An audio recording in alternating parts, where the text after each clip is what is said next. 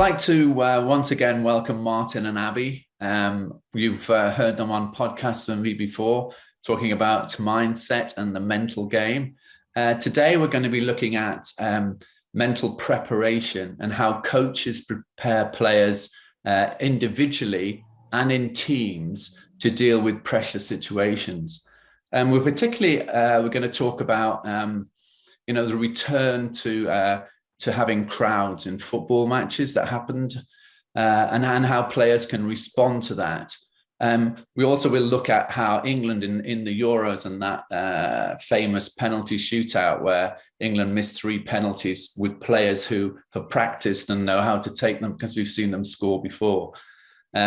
Plus, we'll also bring into all that the Olympics, so many factors that happened in the Olympics. And this is all to do with how red to blue and various other tools can help you. And so I'm going to bring in Martin here as he's the expert on this kind of thing. Hi, Martin. Great to see you here. Hi, Dave. Nice to see you again. Hi, Abbie. Nice to see you. So, well, look, it's a great subject, and it's a subject we will not be able to do full justice to in the time that we have. But it's a really interesting, and I imagine in bars and cafes and areas of places of work, there's lots of conversations about this. Like, why weren't we ready? Why wasn't this athlete ready? Why wasn't this team ready for the situation that they faced? But start with crowds as an example, and a year ago, maybe a little bit more, we could well have been talking about how players prepare to play not in front of crowds or with no crowds, because and how different that's going to be and how strange it will be. It's a remarkable indication of how quickly humans can adapt. That actually, as we went through the last sort of 12 months, football, cricket, rugby, all of these professional sports, put on some pretty good performances. And for a while, it looked like actually the lack of crowds was not having a major effect on the quality of some of the games and some of the performances. Some people were arguing actually players were freer and playing better on there.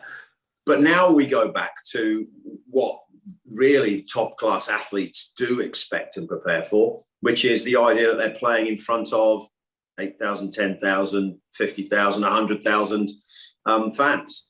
And there's no doubt that will be a significant shift again and impact on the player's mentality. So there's a good question to ask, which is how much work has the coach done and the team done together to prepare themselves for that return? The noise and the feeling that comes with having people call your name either with joy or with a little bit more venom behind it. Yeah, I guess you also have to bring into that the fact that referees who have spent the last season making decisions and not getting the noise of the crowd telling them that they've got it wrong, or telling them that they should be making decisions when they're not. All these factors really play a major role, don't they, in how the individual thinks and how the players think. I know myself, and I know you're a Leeds United fan like myself, Martin. I know how the crowd at Ellen Road, where Leeds play, can often, they can often make the team panic and put so much pressure every time they get the ball. The noise that they want to see the ball go at the attack and the head towards the goal. These are the kind of things that we can talk about in the men's game. But Abbie, you've spoken as well about how the girls' game can be slightly different. Yeah, I guess they experience, the way the female game is at the moment, experience lots of different crowd noise, from 100 people at a game to some clubs in WSL to when they get the opportunity to then go and play at Old Trafford in front of 60, 70,000 fans. And you've seen it the way the female game's growing. Crowds are getting bigger and bigger, but in championships, so in tier 2 of women's football, and in potentially some games, not so many now, but you're looking at the hundreds. So coming back in, and we spoke about during the pandemic going from no crowds to lots, but for a season where 1 week they can be in front of X amount of fans and another week they can be in front of a lot more, and those fans, how much noise and like it differentiates between each game. So as a coach, how you're preparing, how would you prepare for 1 week to the next, even not knowing how many fans? You spoke about Ellen Road, when those Leeds players are going to turn up, how many fans are going to be at, what the atmosphere is going to be like. But from a female perspective, there's maybe not so much heckling from the crowds as what you get from a men's game. So do you think it affects like female players as much as maybe it could potentially affect, for the good and for the bad, I guess? Yeah, I think that's true. I mean, it's a good perspective. Some people use the pressure as a catalyst. And one of the main sources of pressure is the people who are watching what you're doing. And whether that's 100 or 10,000 or 100,000, they can be a source of like a catalyst, like a motivator, a motivation. And there are lots of athletes who say they really thrive on that pressure, the expectation of that pressure from the crowd. I think the main thing that when we start with working with teams or individuals, we often ask, where do you feel the pressure comes from?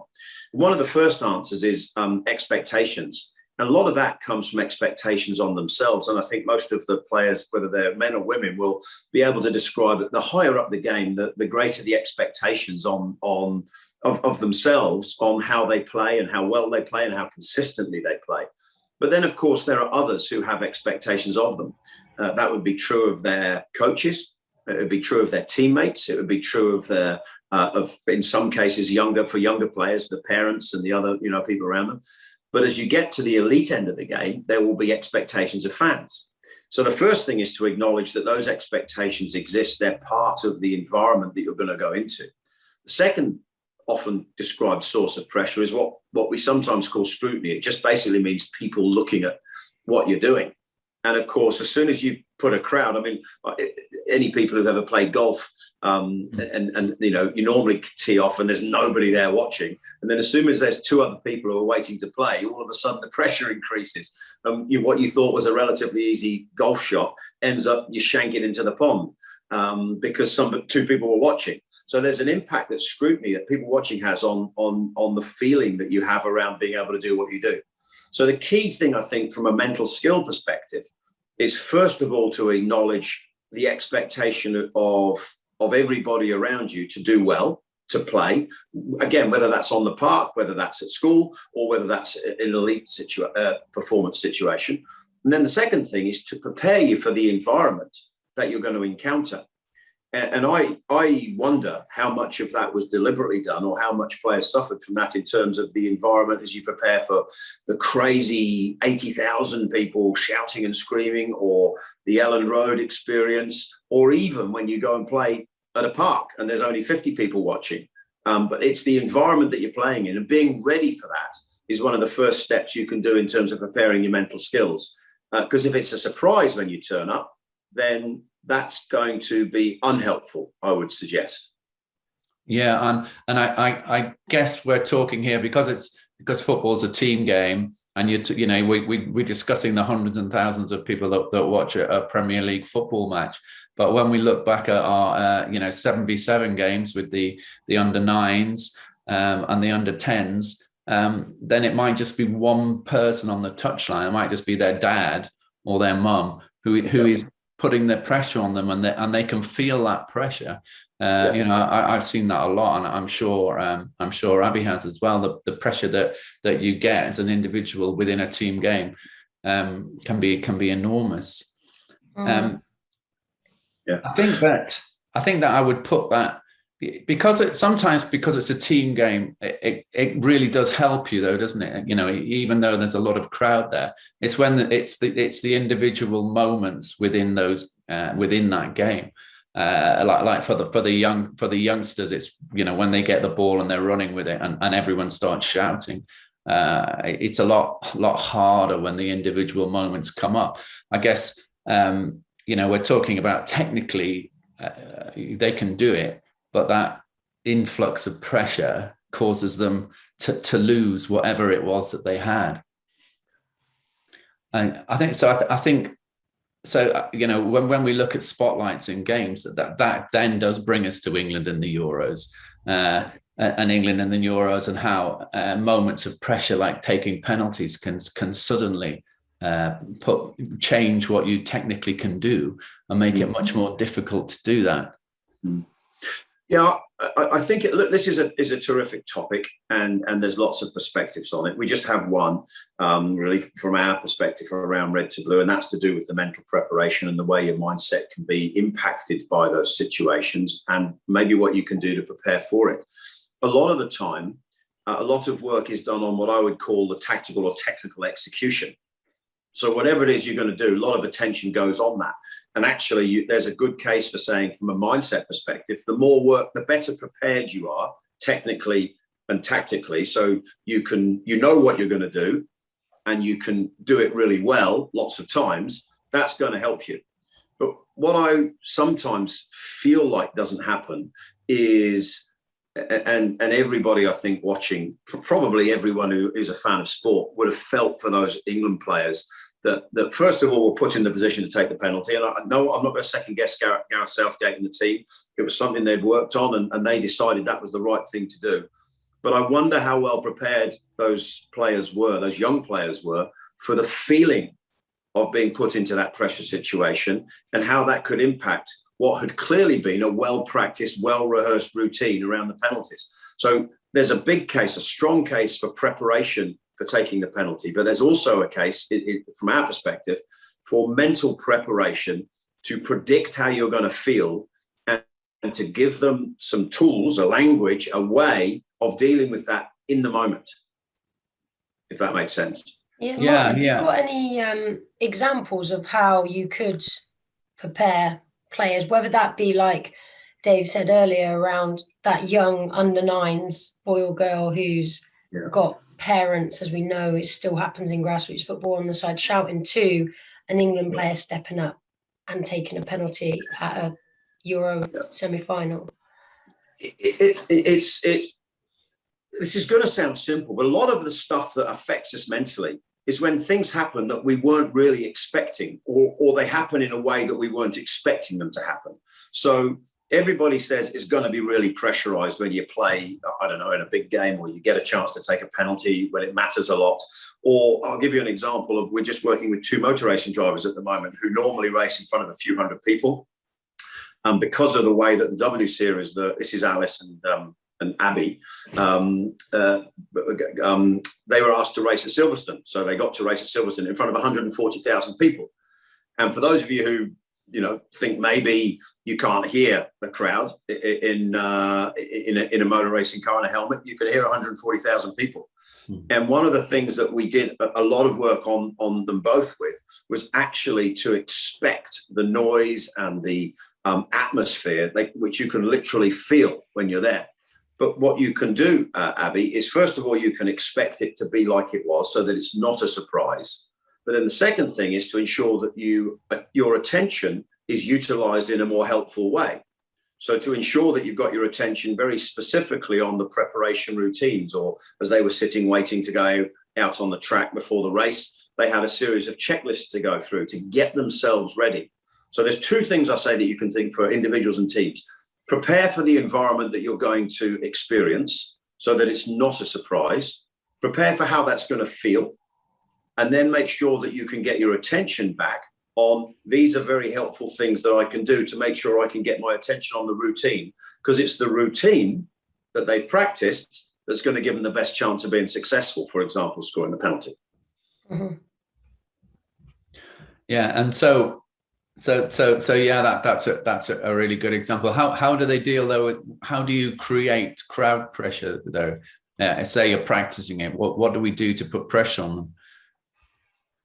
Well, there are some people who use visualization in some way to try and imagine what it would be like. I mean, we got pretty good imaginations as humans anyway. Or you can just predict it's going to be. You can describe it. We practice with scenarios. We just get them to say this is the situation, and actually, if you lay out the scenario, you can be pretty creative in doing it. Eventually, I'm sure we're going to be using things like virtual reality and stuff like that to put yourself in that situation. You will never be able to 100% recreate a penalty taking scenario, but that doesn't stop the value of trying to get as close as you can to how it's not only going to how it's going to feel, when you're in that position, and then some of the challenges and the risks you might experience from a mindset perspective, so you can get your attention into a useful place. Because if your attention's in the right area, there's a better chance that you'll be able to execute, as I said, the penalty that you've practiced many times. And that's true in every sport. You know, the collapse of the England cricket team yesterday, they didn't suddenly become bad cricketers overnight, but did they react well to that tension and pressure and intensity of the final day and the pressure put on them by the opposition and the crowd, which was as much Indian as it was English. And I don't know whether they'd done the preparation mentally to be ready for that, so that they're able to think clearly in that situation. So I suppose what we're coming around to saying really is that the coach has a responsibility and should take in things like red to blue and should use these to help the players, because whatever age they are and whatever level they're playing at, they're always going to have these pressures on them. You know, the other pressure that came out of this was that it's not the fact that you've got 3 players who miss a penalty and everyone's upset about that. It gathers momentum, and then pressure's coming in from on social media. On they go home and they see the TV. They hear fans chanting about them. Pressure.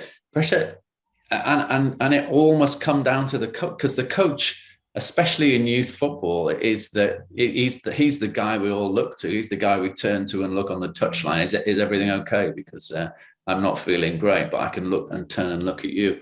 And so a coach has to be able to deal with that, doesn't he, Martin? Yeah, and if your coach is jumping up and down and screaming and shouting and showing both ends of the emotional spectrum, I'm never sure how helpful that is. You really want somebody who can calmly say, get your attention on those things that are going to be helpful. What typically happens, Abbie, I mean, you will have taken many more penalties than I will have done, is your attention shifts to the outcome. Am I going to win, or am I going to score, or am I not? Am I going to miss? And that outcome is immediately a threat to you, because it means your attention's not on the specific steps in the penalty taking process that you've practiced many times. Yeah, and I guess, like Dave said, then the coach plays such an important part in the fact that we still want the coaches to be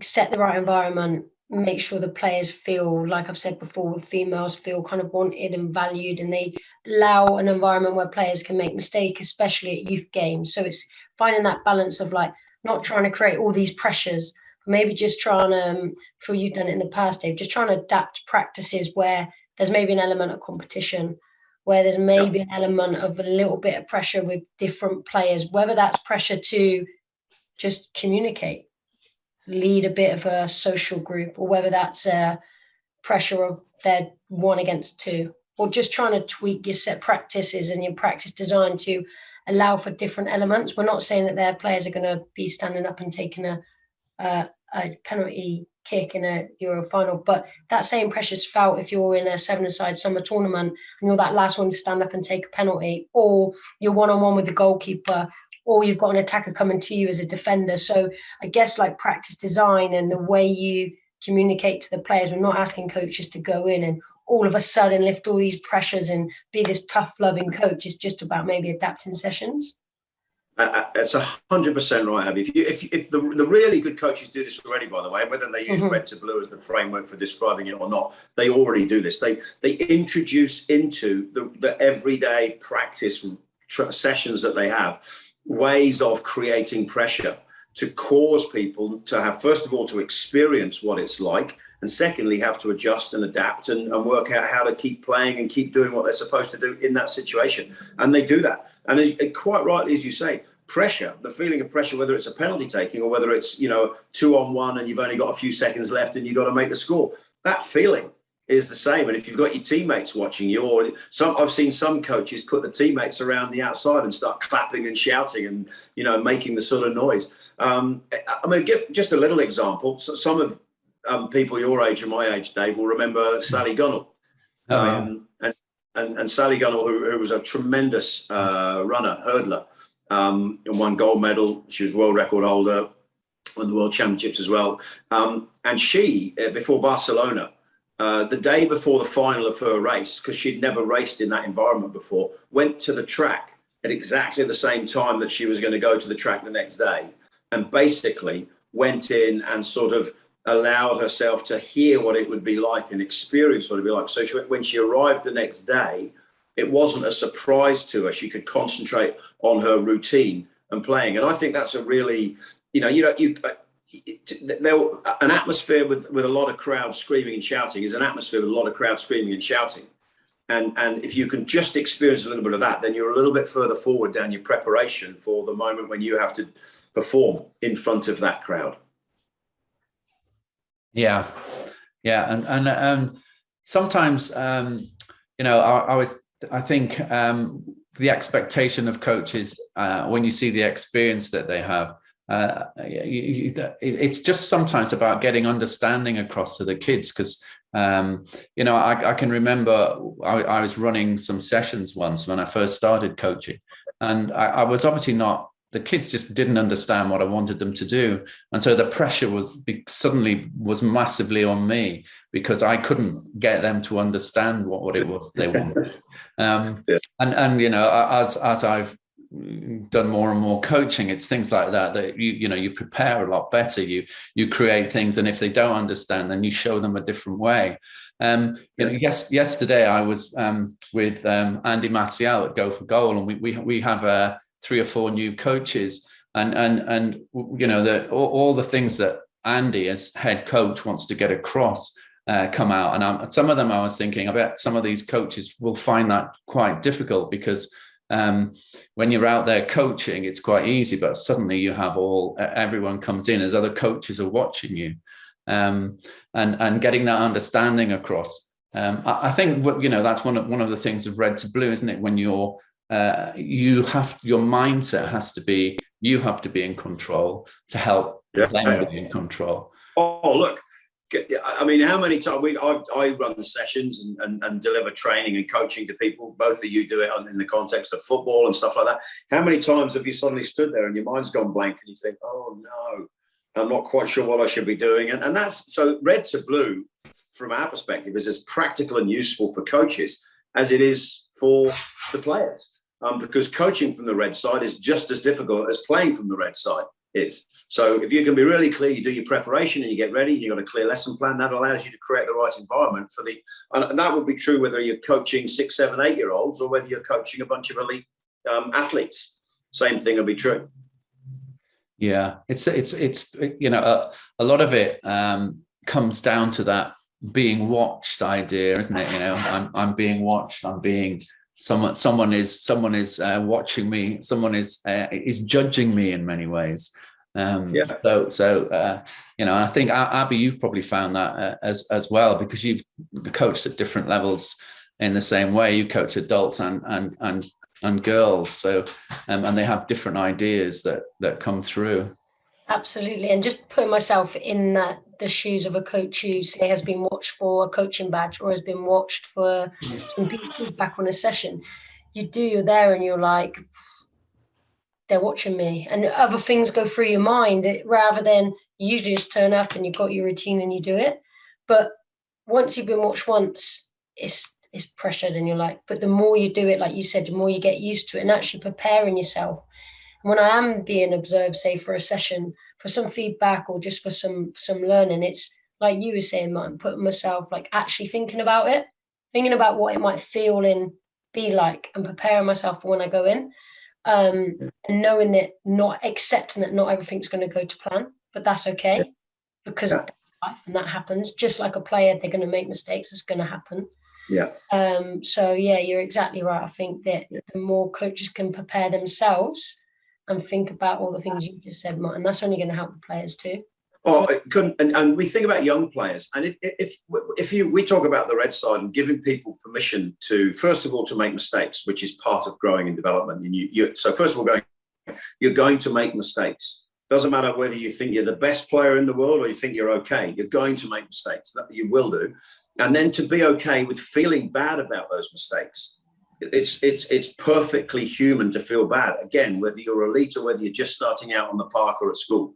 But then the question is, that feeling eventually has to come to an end so that you can get back on with the game. And the longer that lasts, 1 second, 2 seconds, 5 seconds, 10 seconds, 20 seconds, however many minutes you feel bad about it, the more detrimental it is to your game, or to you being able to play, or perhaps for children, or to you enjoying what you're doing. And so enabling young players to feel okay with making a mistake, feel okay with how they feel with it, but then to get their attention back onto what they're doing, it's a life skill as well as a football skill.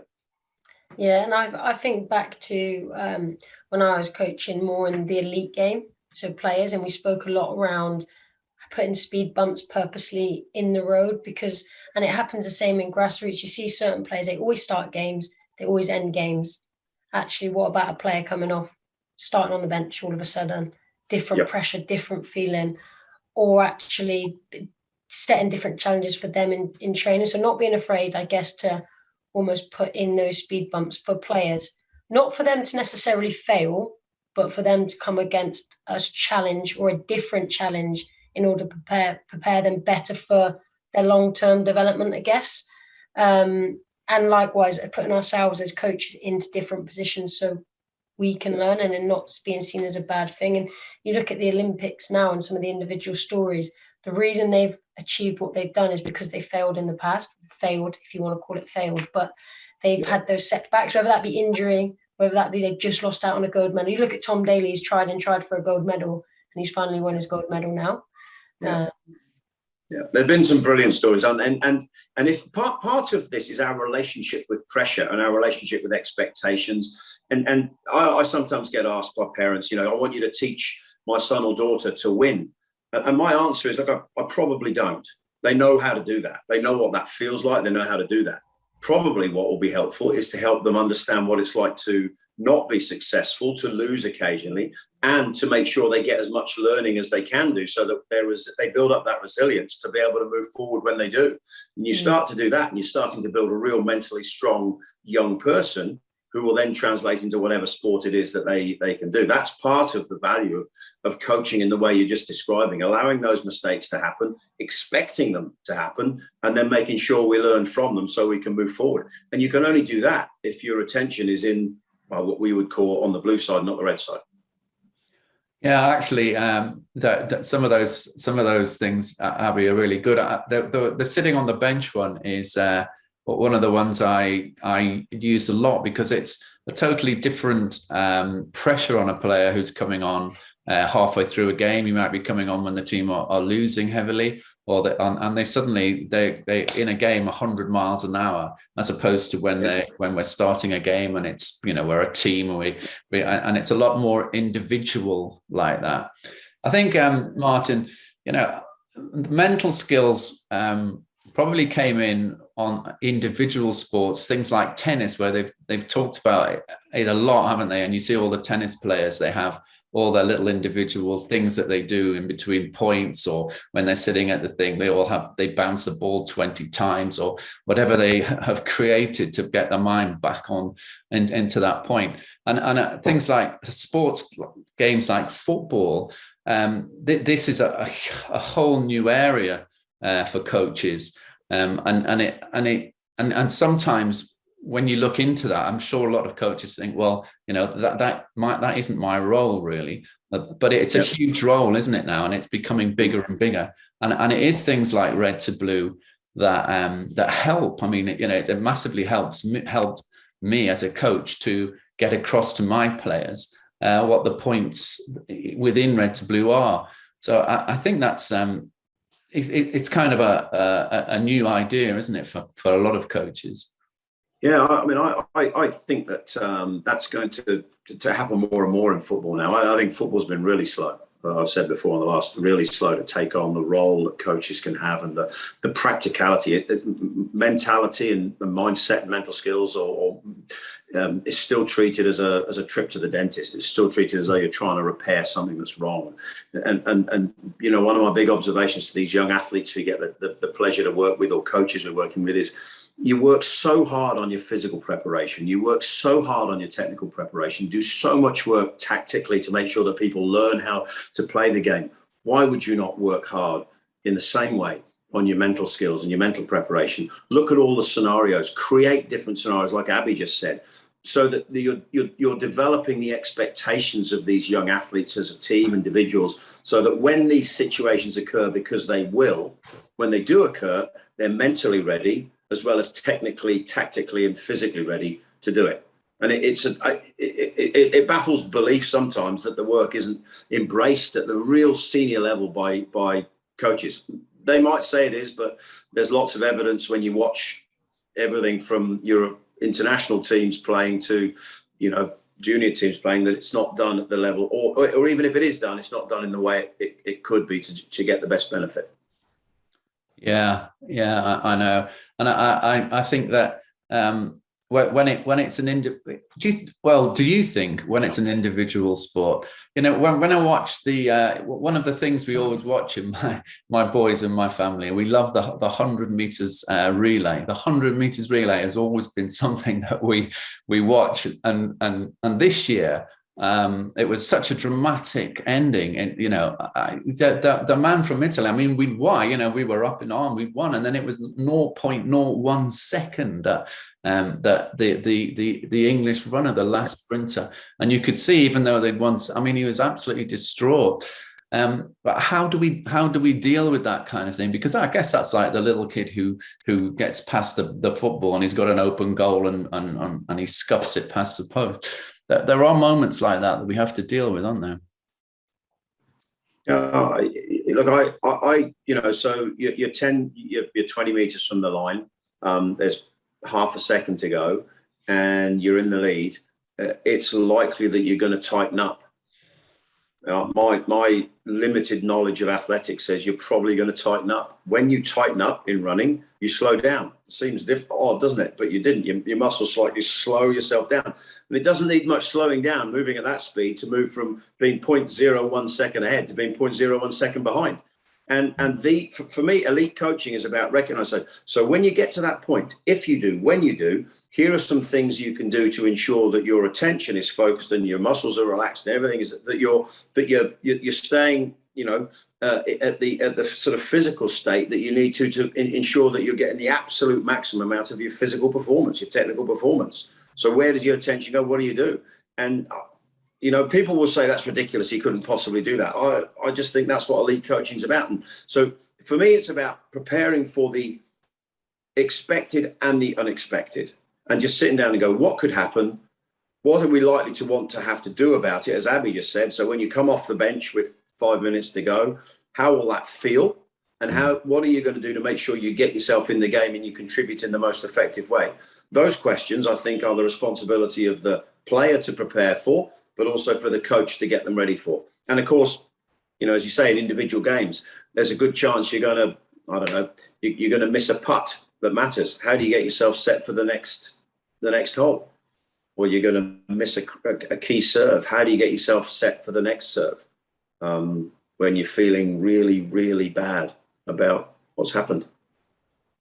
Yeah, it is a big thing, and when we look at coaching and what coaches have to do now, all across the world, pre-season's kicking in, and all the coaches we're digging out our old kit, we're getting new kit, and we're all starting up again. So what would be the one takeaway thing, Martin, that we should say to new coaches that kind of sums up the idea of red to blue, and what we do for ourselves, and we can also do for our players?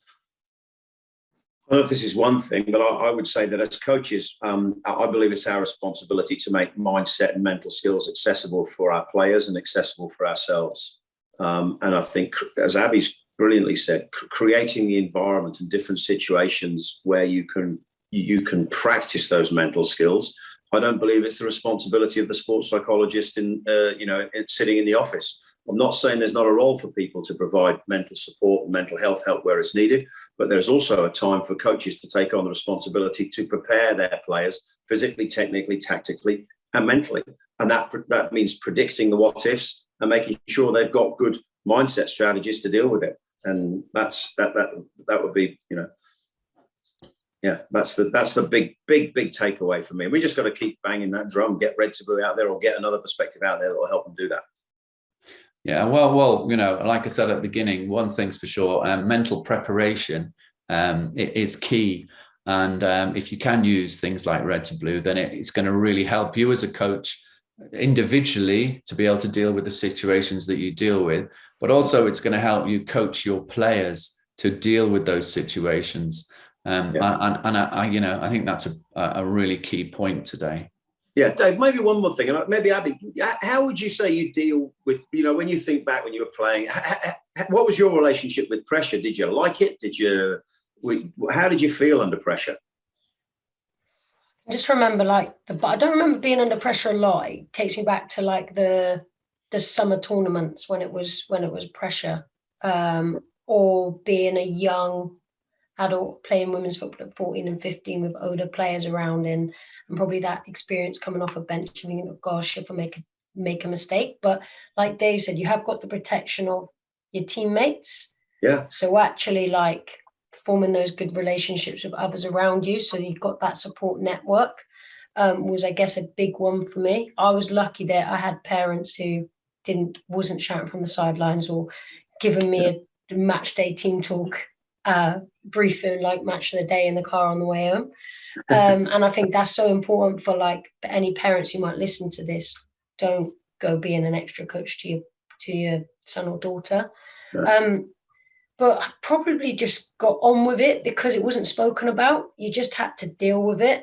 I think sometimes it's just finding that balance, like I said, to give players answers, but don't give them all the answers, which is probably the experience I had. I had coaches who did shout on the side. I had coaches who did put an arm around the shoulder. So I probably had a bit of an experience to everything. Whereas sometimes we treat all players the same. So it's just recognizing, I guess, for coaches, what does one player need to the other? But don't always give them what they want. Sometimes you've got to give them what they need to help them flourish, I guess. Yeah. Is that because it... Yeah, go on, Dave, go on. Sorry, I was going to say, I think interestingly, the idea of support for a coach is where you pick your assistant from. That's why we have assistant coaches, because they can help us. They can be someone that we turn around and say, who should we substitute now? Because even little things like substitutions, when you're on your own and you're on the touchline and you can hear all the parents, even those things. So support is one of the key ones. Yeah, which is one of the reasons why I think if you can move away from a sort of prescriptive or a sort of a way of dealing with mental skills, says it has to be this way, and just a framework that allows people to experience it, and as Abbie said, learn, then you learn and you build your mental skills on top of all of the other skills. And when these situations happen, they're predictable, you're prepared for them, you're ready, and you can move you move your attention into a more helpful area. And that can be young athletes as much as they can be older, experienced athletes. And part of it is different people have different relationships with pressure. And if you can start to think about helping them all see pressure as it doesn't have to be an impediment. It can be a catalyst for performance. It can be something to drive you if you can just change the way you see it. And that just takes a little bit of work, a little bit of deliberate work from the coaches, and a little bit of integration into the training sessions. Definitely. As a coach, I know that having been observed over the last 18 months for a coaching qualification, and it's not a clipboard type of assessment. It's very much come in and supportive assessment. But like the first one, trying to be something you're not because you think someone's watching, so you must do it a certain way for somebody, to now just being yourself, knowing that it's going to go wrong. But like you said, really thinking about it and planning it and being clear on what you're going after. But thinking about, well, what if these players don't turn up? What if we only have one goal? What if this happens?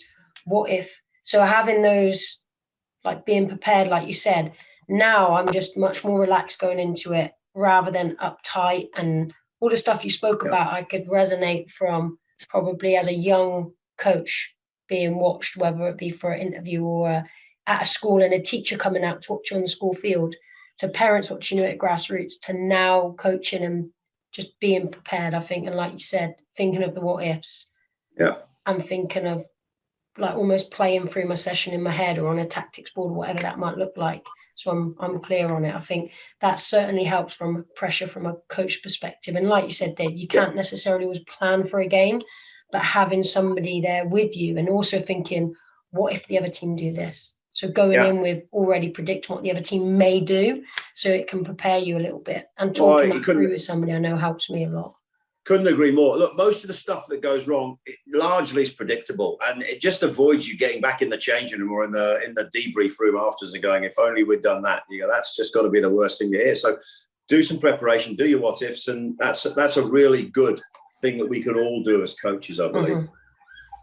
And one of the things also, Martin, I'd just like to talk about is your the courses that you do at Gazing and how they help coaches, specifically the red to blue course. Any coach listening who's really interested in doing that sort of thing can contact you, can't they? Absolutely, yeah. We've got an ever-growing community of coaches all across the world right now. We've got about 200, and they're certified at different levels. But we're working. We've got an introductory level that they can get in contact through Cupello and come and join us. And we'd love to have more and more coaches, whether it's football or any sport.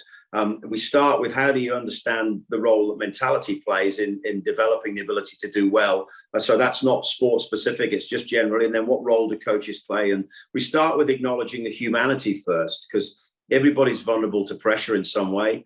And acknowledging that and making, as Abbie said, be okay with it is the first step in red to blue. And then introducing just different ways of building your own mental skills as a coach, and then the mental skills of the individuals and teams you coach is part of what we focus on in the program. And it's just great to have increasing coaches who've got in their hands these developing athletes. Yeah, no, great. And also, if anyone's interested, if you come on to Cupello, we have Martin's written some stuff on there for us. And you can listen to it. We've done another podcast about this as well. So there's plenty around if you need to get some information on it. But thank you very much, guys. Abbie, Martin, it's been once again a very, very informative podcast. And I'm sure all the coaches that have been watching will be looking forward to going out with their teams and using some of the ideas that we put through today. So brilliant. Thank you.